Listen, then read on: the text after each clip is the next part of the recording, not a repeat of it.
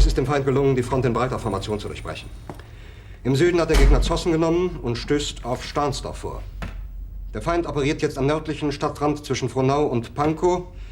Und im Osten ist der Feind bis zur Linie Lichtenberg-Marsdorf-Karlshorst gelangt. Mit dem Angriff Steiners wird das alles in Ordnung kommen. Mein Führer, Steiner konnte nicht genügend Kräfte für einen Angriff massieren. Der Angriff Steiner ist nicht erfolgt.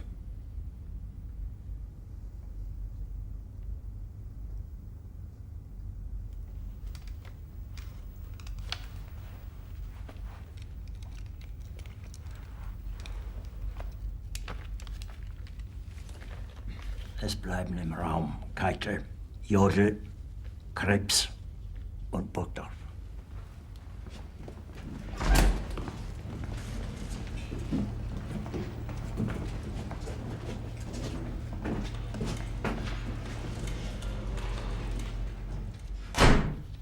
Das war ein Befehl!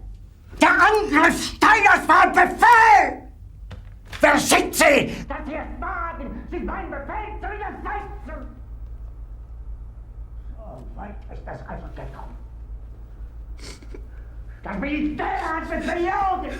Jeder hat mich belogen, sogar die SS! Die gesamte Generalität ist nichts weiter als ein Haufen niederträchtiger, treuloser Feiglinge! Mein Führer, ich kann nicht zulassen, dass die Soldaten, die für Sie verblosen... Nicht als Feiglinge! Verreiter, Versager! Mein Führer, was Sie da sagen, ist ungeheuerlich! Die Generalität ist das Geschmeiß des deutschen Volkes!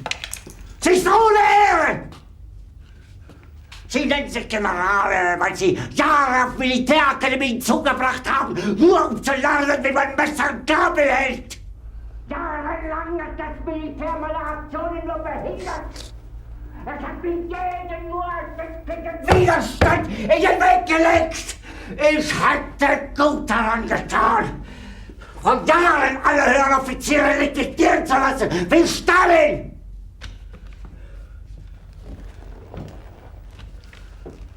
Ich war nie auf einer Akademie. Und doch habe ich allein auf mich gestellt, ganz Europa erobert. Verräter! Von allem Anfang an bin ich so verraten und betrogen worden. Es wurde ein ungeheurer Verrat geübt am deutschen Volke. Aber alle diese Verräter werden bezahlen. Mit ihrem eigenen Blut werden sie bezahlen. Sie werden es saufen in ihrem eigenen Blut. Bitte gerne. Jetzt beruhig dich doch.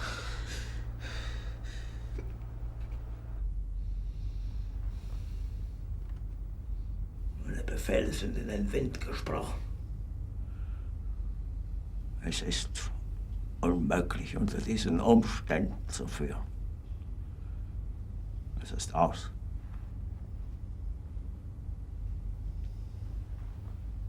Der Krieg ist verloren.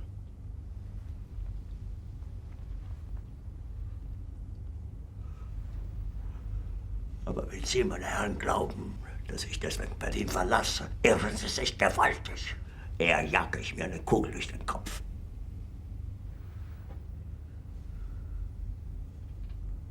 Tun Sie, was Sie wollen.